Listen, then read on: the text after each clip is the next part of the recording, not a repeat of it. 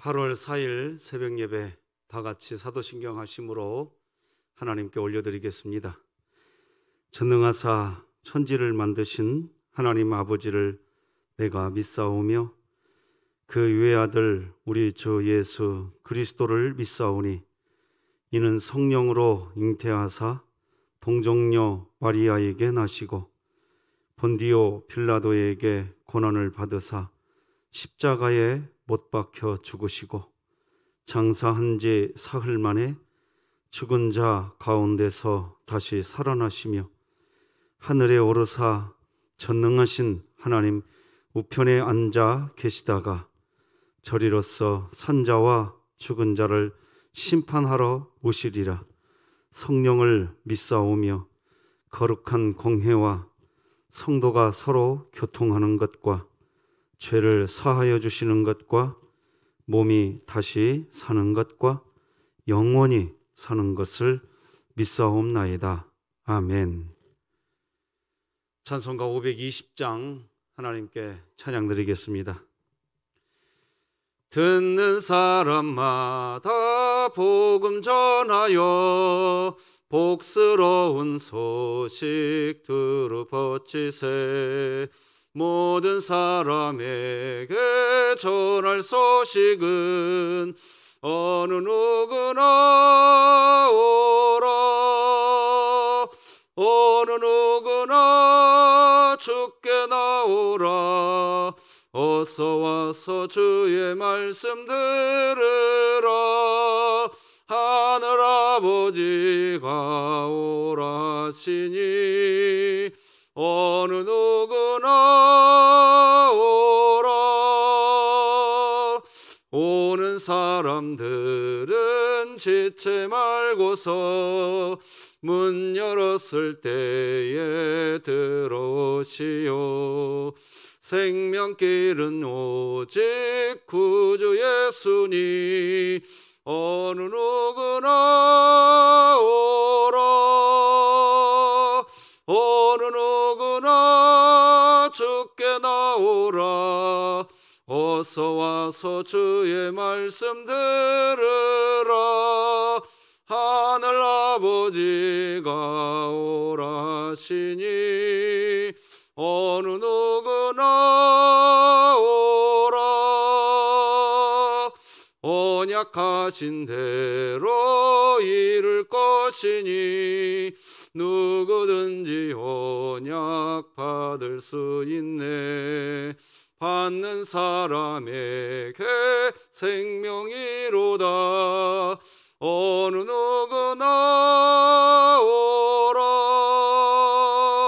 어느 누구나 주께 나오라. 어서 와서 주의 말씀 들으라.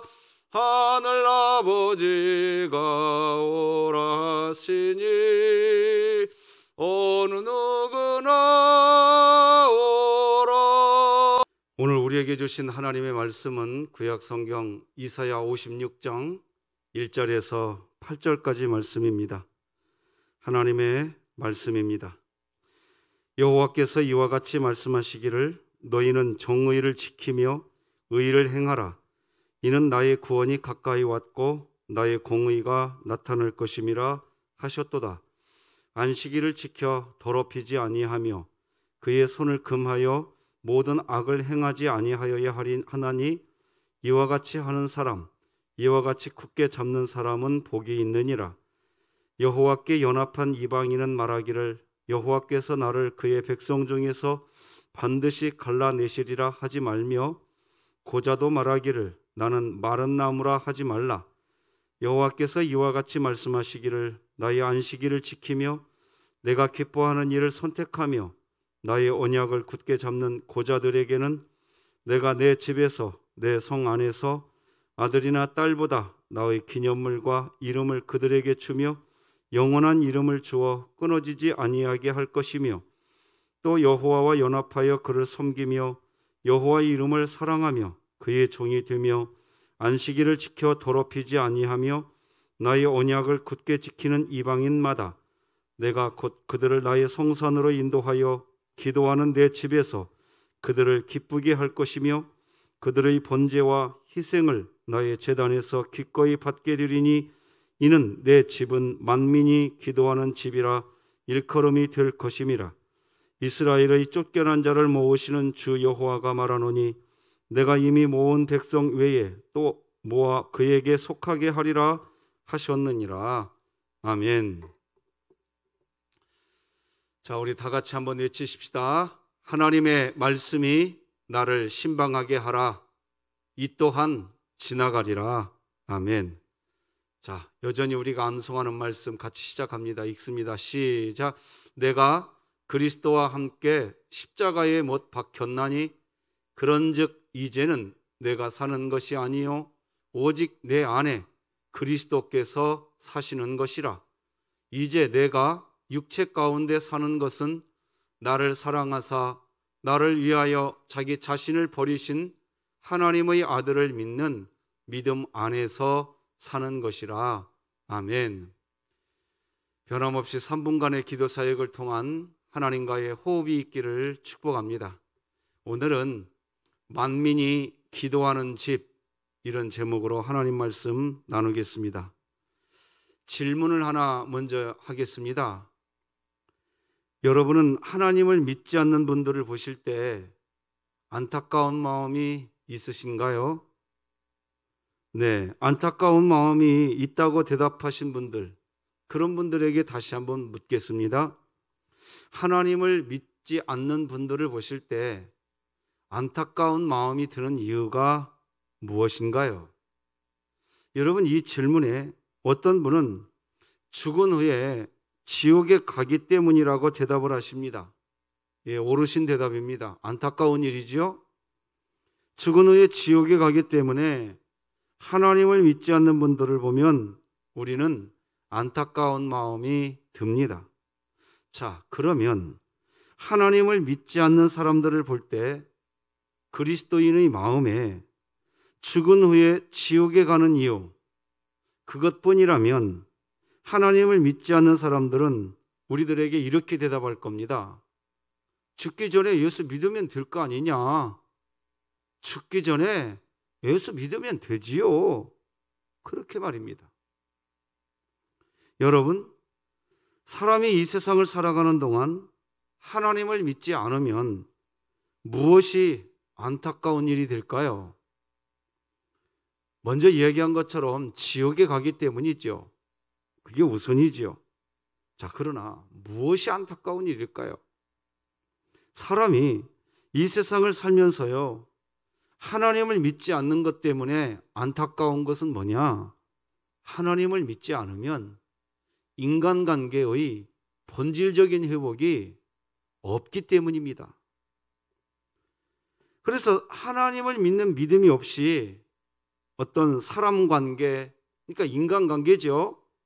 이웃과의 관계, 부르짖는 그런 모든 부르짖는 일들은 다 공허할 뿐입니다. 목소리를 높여서 사회 정의를 외치고 공동체의 의의를 외치지만 불의와 타락을 비난하고 정의를 부르짖지만 결국은 공허한 정의가 되고 만다는 겁니다. 뿌리에서 올라오는 하나님을 향한 사랑에서부터 올라오지 않는 어떤 정의도 그저 피만 흘릴 뿐입니다. 여러분, 욥이 극한 고난 가운데 있을 때 욥의 세 친구들이 찾아오지요. 성경을 보면 그들은 분명히 욥을 위문하고 위로하려고 왔다고 기록합니다.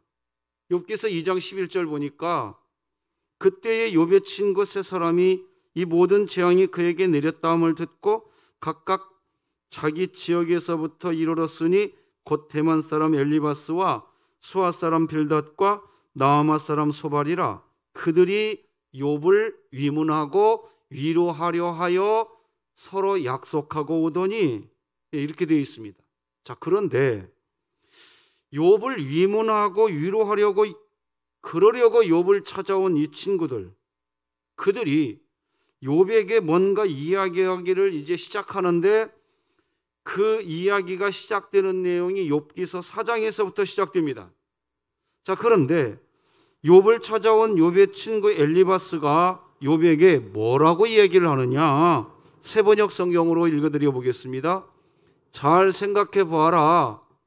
죄 없는 사람이 망한 일이 있더냐? 정직한 사람이 멸망한 일이 있더냐? 내가 본 대로는 악을 갈아 재난을 뿌리는 자는 그대로 거두더라. 여러분, 이게 무슨 말입니까? 한마디로 욥 너의 죄 때문이야. 너의 죄 때문에 네 스스로 이렇게 고난을 받게 된 거야. 그 얘기입니다. 분명히 욥을 위로하려고, 위문하려고 욥을 찾아왔다고 기록되어 있습니다. 그런데 지금 위문과 위로는 고사하고 욥을 정죄하고 있는 겁니다. 왜 이렇게 될까요? 이런 식의 말은 욥의 친구 빌닷과 소발도 마찬가지입니다. 그래서 욥기서 4장에서부터 무려 욥기서 31장까지 정말 길고 긴 이야기를 친구들이 욥에게 숱한 이야기를 해대는데 욥에게 아무런 위로가 되지 않습니다. 인간관계가 발전하지 않습니다.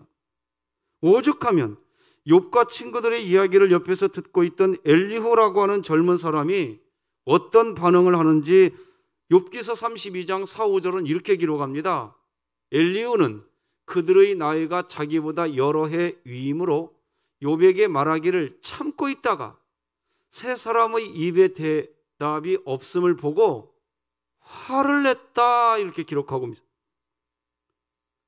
답답하다는 거예요. 친구들이 하는 말들을 들어보니까. 하나님을 믿는 참 믿음이 없으면 뿌리에서부터 올라오는 참 사랑이 없습니다. 뭔가 많은 이야기를 하지만 하나님 안에서 갖게 되는 사랑이 없는 상태에서 나누는 이야기는 그저 상처를 치료하는 게 아니라 더 힘들게 만들 뿐입니다. 앞에서 저는 이런 질문을 했는데 다시 한번 질문해 봅니다. 하나님을 믿지 않는 분들을 보실 때 안타까운 마음이 드는 이유가 뭔가요? 여러분, 하나님을 믿지 않는 분들, 그들을 볼 때 안타까운 일은 뭔가 옳은 일을 한다고 하지만 그저 공허할 뿐입니다. 심지어 욥의 친구들처럼 좋은 일을 한다고 하면서 결국 욥의 마음에 상처만 남길 뿐입니다. 오늘 본문을 보면 하나님은 정의를 지키고 의를 행하라고 명령하십니다. 그런데 그런 명령을 하시는 이유가, 그 이유는 하나님의 구원이 가까이 왔고 하나님의 공의가 나타나게 되기 때문에 그때 그 이유가 주어지니까 정의, 의 행하라고 하는 겁니다. 오늘 본문 1절 다 같이 읽어봅시다. 시작. 여호와께서 이와 같이 말씀하시기를 너희는 정의를 지키며 이 의를 행하라. 이는 나의 구원이 가까이 왔고 나의 공의가 나타날 것임이라 하셨도다. 그러니까 정의를 지키고 의를 행하라고 하시는데 조건이 있어요. 무슨 조건이냐? 하나님의 구원, 하나님의 공의가 네 마음 안에 나타나게 되었을 때 그때 하라는 겁니다. 그것이 조건입니다. 정의를 행하기를 원하시나요? 의를 세우기를 원하세요? 하나님은 조건이 있다는 거예요. 하나님의 구원, 하나님의 공의가 너희들에게 나타났을 때 그때 하라는 겁니다. 하나님의 공의에 대해서는 지난번 우리가 잠언 말씀을 나눌 때 누누이 나눴었습니다. 하나님의 공의는 예수 그리스도를 통한 십자가 사랑, 내가 죽고 타인을 살리는 십자가 사랑으로 완성된 공의입니다. 바로 내가 죽고 타인을 살리는 공의가 우리 가슴에 나타날 때, 그때 하나님은 바로 그때 정의와 의를 행하는 사람이 그때 된다고 말씀하시는 것입니다. 그러면 어떤 모습이 하나님의 공의, 하나님의 구원이 우리에게 임한 증거일까요? 안식일, 즉 하나님의 나를 구분할 줄 아는 그리스도인으로서 하나님이 중심이 된 상태, 그 손으로 악을 행하지 않는 사람, 하나님의 공의가 임하는 증거라는 겁니다. 그게 오늘 본문 2절입니다. 안식일을 지켜 더럽히지 아니하며 그의 손을 금하여 모든 악을 행하지 아니하여야 하나니 이와 같이 하는 사람, 이와 같이 굳게 잡는 사람은 복이 있느니라. 자, 여기 보면 안식일을 지켜 더럽히지 아니하며 라고 합니다. 안식일을 지킨다고 하니까 내가 내 의지로 뭔가를 하는 것이라고 생각합니다. 하지만 그런 게 아닙니다. 사람이 회개하는 것부터 사람의 의지로 하는 거 아닙니다. 내 의지로 하면 후회밖에 남지 않습니다. 회개하고 하나님을 위해서 뭔가를 한다는 것은 하나님께 붙들리는 일입니다. 성령에게 붙들리는 일입니다. 죽도록 충성한다고 하면서 하고서 결국 내 이름이 중요한 것은 하나님이 아니라 내 의지로 하기 때문입니다. 내 의지로 하는 것은 마치 용수철과 같은 것입니다. 용수철을 힘으로 꽉 누를 수는 있지만 누를수록 용수철은 또 튕겨 나오려고 합니다. 그래서 사람이 그 용수철에서 손을 떼는 순간 용수철은 금방 다시 제자리로 돌아오고 맙니다. 신앙생활을 하면서 회개한다는 것, 하나님의 날, 안식일, 주일을 기억하여서 지킨다는 것, 하나님이 강권적으로 우리 안에서 역사할 때 가능한 겁니다. 그래서 내가 뭔가를 한다 하는 것은 결국 다 나의 공로가 되는 겁니다. 나는 이만큼 회개했다. 나는 이만큼 안식일, 주일 지켰다. 나는 이만큼 그런 의로움을 행하였고 그랬을 다 나일 뿐입니다.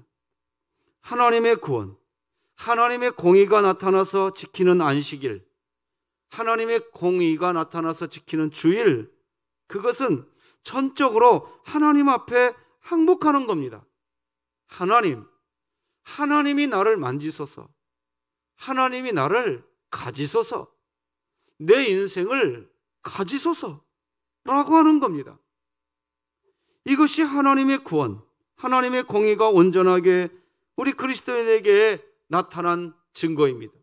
바로 여기에서부터 안식, 주일을 지키는 그 모습, 그렇지 않으면 안식일을 더럽히는 행위라는 겁니다. 내가 내 인생을 내 마음대로 사용할 수 있다고 하는 것, 그건 죄입니다. 성경이 말하는 죄는 복잡하지 않습니다. 하나님께서 저와 우리들의 인생을 하나님 내 것이다, 그렇게 하나님이 말씀하시는데 아닙니다. 하나님 내 인생이니 내 것입니다, 그렇게 말하는 것, 그것이 죄입니다. 기독교의 의는 하나님이 우리를 향해서 너는 내 것이다 라고 하실 때 네, 저는 하나님의 것입니다 라고 하는 것, 그것이 기독교의 의입니다. 하나님께서 제 인생을 소유하셔도 됩니다 라고 고백하는 그 고백에서부터 진정한 안식일, 주일의 삶을 사는 겁니다. 그렇게 지내야 되는 겁니다. 그런 상태, 그 상태가 바로 하나님의 구원, 하나님의 공의가 우리 안에 임한 상태이고, 이런 상태의 사람이 정의와 의를 행하는 겁니다. 그런데 욥의 친구들은 그런 상태가 아니었습니다. 그냥 인과응보라고 하는 지식을 가지고 있었을 뿐이에요. 그러니 고난당하는 욥을 위로할 수가 없는 겁니다. 지식의 한계이지요. 정의를 세우겠다고 하지만 상처만 났고 아무런 정의는 세워지지 않는 겁니다. 욥을 위로하고 이문하려고 왔다고 해놓고서 자기 주장만 하는 겁니다. 하지만 하나님의 구원, 하나님의 공의는 자기 주장을 하지 않습니다. 차별이 없지요? 우리가 어제 새벽 예배 시간 말씀 살펴본 것처럼 하나님이 베푸시는 구원은 누구나 모두를 향한 구원이고 하나님의 공의이십니다. 그래서 이방 사람들도 하나님이 차별하신다고 이야기할 수 없습니다. 심지어 고자라도 자기 자신을 비하하지 말라고 이야기합니다. 그게 오늘 본문 3절입니다. 같이 읽어요. 시작. 이방 사람이라도 주님께로 온 사람은 주님께서 나를 당신의 백성과는 차별하신다 하고 말하지 못하게 하여라. 고자라도 나는 마른 장작에 지나지 않는다 라고 말하지 못하게 하여라. 원래 여러분 이방인하고 고자는요 이스라엘 청회에 들어오지 못하는 사람들입니다. 오늘날로 이야기하면 교회에 올 수 없는 사람입니다. 그런데 지금 뭐라고 얘기하시나요? 하나님이 차별하신다고 말하지 말라는 겁니다. 고자라도 자기 자신을 가리켜서 나는 이제 마른 장작에 불과해 그런 식으로 말하지 말라는 얘기입니다. 그러면서 오늘 본문 4, 5절에서 하나님은 이렇게 이야기하십니다. 여호와께서 이와 같이 말씀하시기를 나의 안식일을 지키며 내가 기뻐하는 일을 선택하며 나의 언약을 굳게 잡는 고자들에게는 내가 내 집에서 내 성 안에서 아들이나 딸보다 나의 기념물과 이름을 그들에게 주며 영원한 이름을 주어 끊어지지 아니하게 할 것이며. 여러분, 고자는 당대 사람 취급을 받지 못하던 사람들입니다. 자손을 낳을 수 없기 때문에 인간 대접을 받지 못하는 사람들인데, 그들이 만약 안식을 지키고 그들이 만약 하나님이 기뻐하시는 일을 하고 하나님의 언약을 굳게 잡으면, 그러면 내가 내 집에서 내 성 안에서 나의 아들이나 나의 딸보다 더 좋은 기념물을 줄 것이고 그 고자들의 이름을 영원한 이름, 그래서 끊어지지 않는 이름으로 하나님이 해주시겠다고 약속하십니다. 이런 이야기는 지금까지 사실 이스라엘 사람들이 들어보지 못한 이야기입니다. 오늘 본문은 그래서 사실 정면으로 레위기와 신명기 말씀을 정면으로 위반하는 내용입니다. 이렇게 되어 있잖아요. 신명기 23장에 보면 고환이 상한 자나 음경이 잘린 자는 여호와의 청회에 들어오지 못하리라. 자, 그런데 지금 오늘 본문은 고자라도 안식일을 제대로 지킬 줄 알고 하나님이 기뻐하시는 일을 하고 하나님의 언약을 굳게 잡으면, 그러면 내가 내 아들보다 내 딸보다 그 이름이 끊어지지 않게 하시겠다고 하십니다. 여러분, 이게 오늘날 무슨 말입니까? 여호와의 청회에 들어오지 못한다고 했는데 이게 무슨 말입니까? 오늘날로 이야기하면 이게 무슨 말일까요? 설령 교회 문턱을 넘어오지 못했지만, 그런 의미입니다.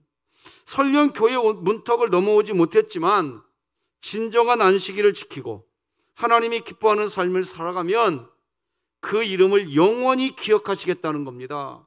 나아가 교회를 다니면서도 자기 정의, 자기 지식으로 마치 욥의 새 친구와 같은 식의 신앙생활하는 그런 사람들보다도 하나님의 뜻을 쫓아서 살아가는 사람, 그 사람이 하나님을 기뻐하는 사람이고 그 사람의 이름을 하나님이 영원히 기억하시겠다는 겁니다.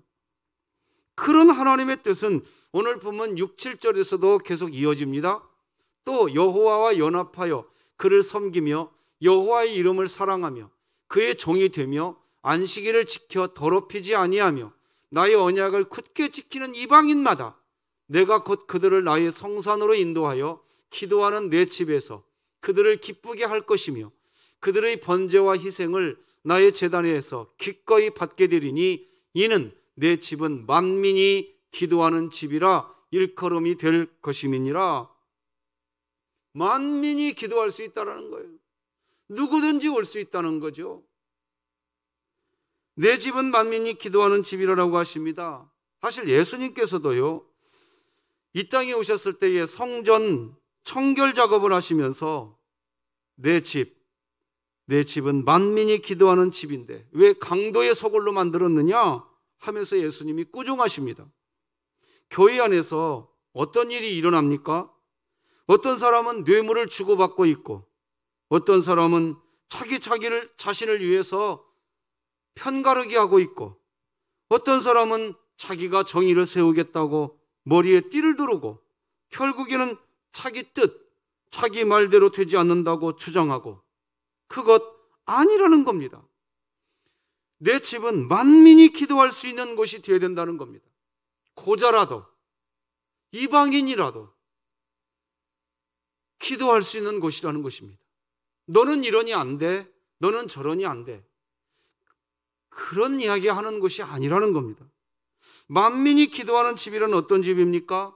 다시 말씀드리지만 오늘 본문처럼 고자라 할지라도, 그러니까 설령 구약 율법에 의하면 이스라엘 총회에 들어오지 못하는 사람 아닙니까? 그런 사람으로 분류되는 그런 사람이라고 해도 하나님, 나를 도와주시옵소서, 나의 하나님이 되어 주시옵소서, 이렇게 기도하는 마음이 그 사람 마음에 있다면 들어올 수 있는 곳이라는 것입니다. 들어와서 기도할 수 있는 곳이라고 이야기하는 것입니다. 그게 교회라는 겁니다. 만민이 기도하는 집이라는 거지요. 그래서 하나님은 어떤 일을 하시는 하나님이십니까?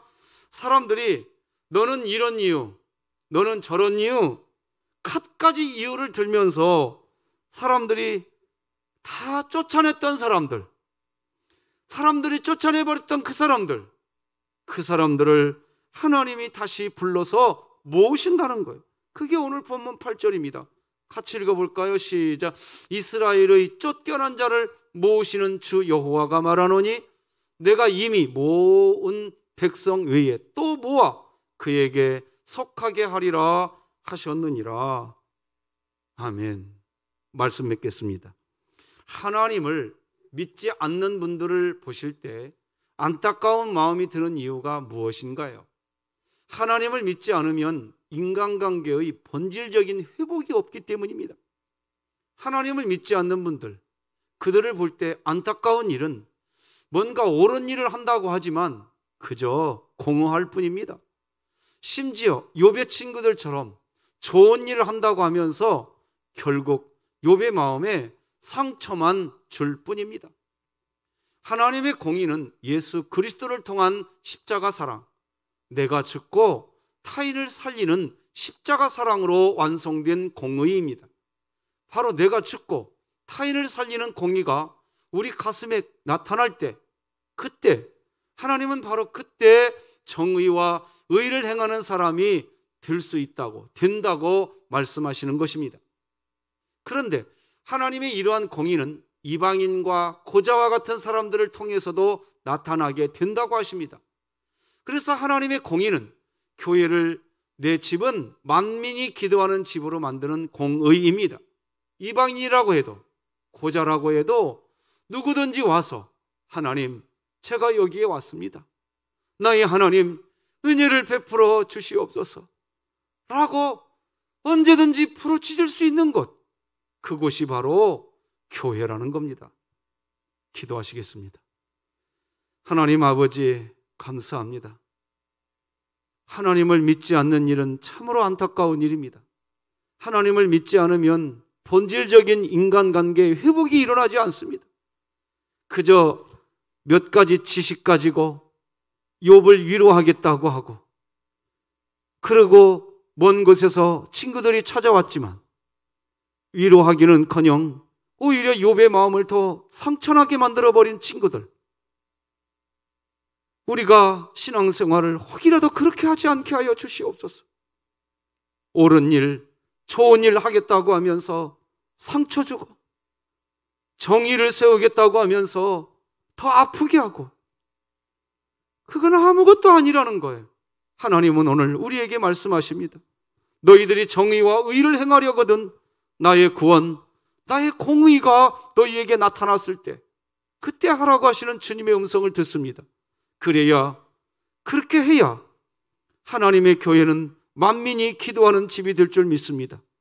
이방인도 와서 기도할 수 있고, 코자도 와서 기도할 수 있고, 누구든지 예배당에 나와서 하나님의 은혜 베풀어 주시옵소서.